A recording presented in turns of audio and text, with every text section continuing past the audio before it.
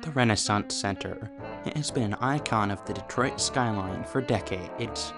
However, back in 2024 in October, news broke that the Renaissance Center might soon be partially demolished.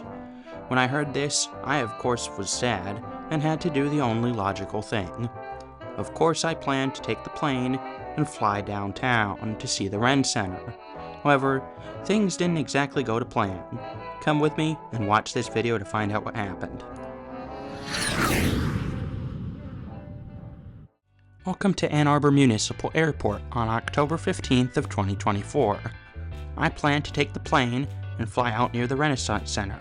However, a president was visiting Detroit today, so that was not possible. I did, however, find Stevie's shirt, which is very famous if you watch YouTubers about aviation, and found our plane for today. This evening's weather was almost perfect, and pretty soon it was time to pull out the plane and check it out. Today's aircraft would be November 572 Romeo Juliet, a Cessna 172M Skyhawk that I have flown many times before. It's bright red and has a great livery, and despite being 51 years old, has a nice modern panel and was ready for us to go flying.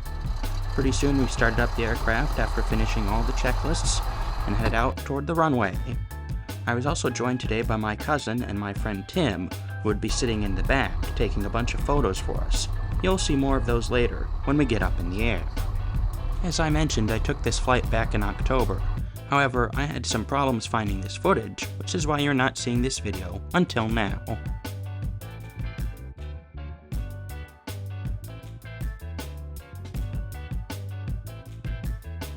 Pretty soon, however, we taxied out to our active runway today, runway 6, the first time I've taken off on runway 6 at Ann Arbor Municipal Airport. It's the same runway as runway 24, it's just the opposite orientation. If that's confusing, don't worry, you don't need to understand. Pretty soon we finished our final checklists and headed to the runway, ready for takeoff.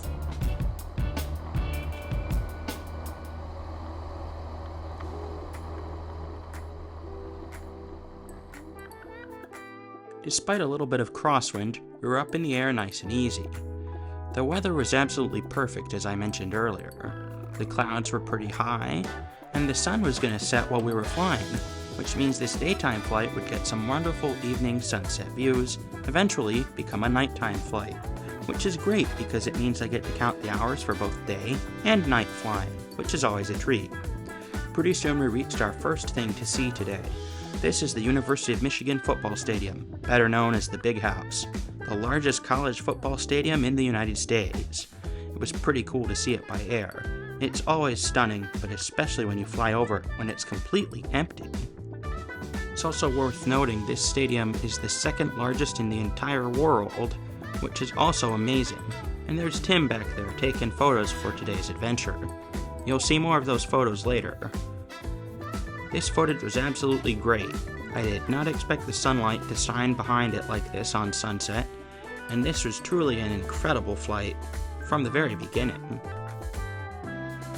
Would you believe that more than 100,000 people can sit in this stadium when it's being used for a game or an event? That's truly amazing. The day I took this flight, the Zach Bryan concert had just been announced that would be coming up in September of 2025, so they were going to need all those seats, as it sold out in like 5 minutes. Talking of the concert, congratulations to any of you who managed to snag tickets for that event, as it will certainly be a very busy event. However, I have a little plan up my sleeve that might happen before the concert. Stay tuned for that. I think we should also take a quick look at tonight's flight path. We'll be taking off cruising at about 4,500 feet up to Lansing after leaving Ann Arbor, fly over the Michigan State University football stadium for comparison, and then circle back from East Lansing, heading back down south toward Ann Arbor. It should take us about an hour and a half of flying time today. But the views on this leg up to Lansing were amazing. The way the sunbeam sky shined through the clouds was truly incredible. And this has to be probably the best flight I've ever taken for views. Also, I thought I had the GoPro attached to the air traffic control recordings so you could hear us talking. However, the cable came loose and I didn't notice till it was too late. Sorry about that. Pretty soon we reached East Lansing, flying over the now decommissioned coal power plant, and soon Spartan Stadium. Now, I generally try to keep opinions out of my videos. However, can we all just admit that Spartan Stadium isn't nearly as good as the Big House? As we make our turn heading back toward the southeast, it's time to head back toward Ann Arbor, and the views on this leg did not disappoint.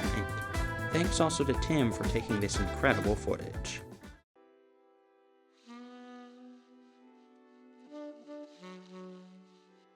Just for comparison, this is as fast as we're flying. I did not speed this footage up. We fly pretty fast in the Cessna, despite what people think. But pretty soon nature put on an awesome show for us this evening, with the sunset and the views being even more stunning than they were on the way up to Lansing. I'll stop talking for a bit now and let you enjoy these views.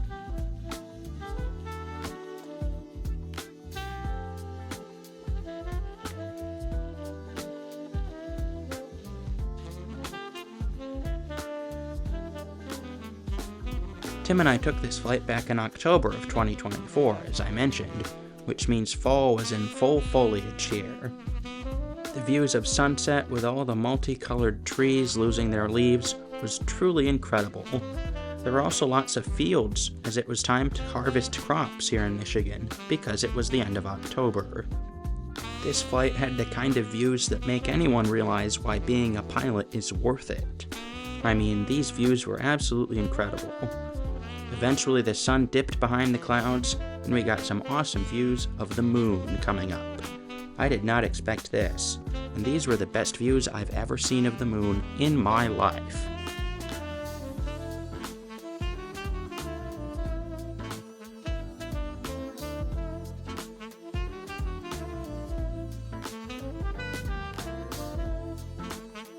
Now, isn't that just stunning?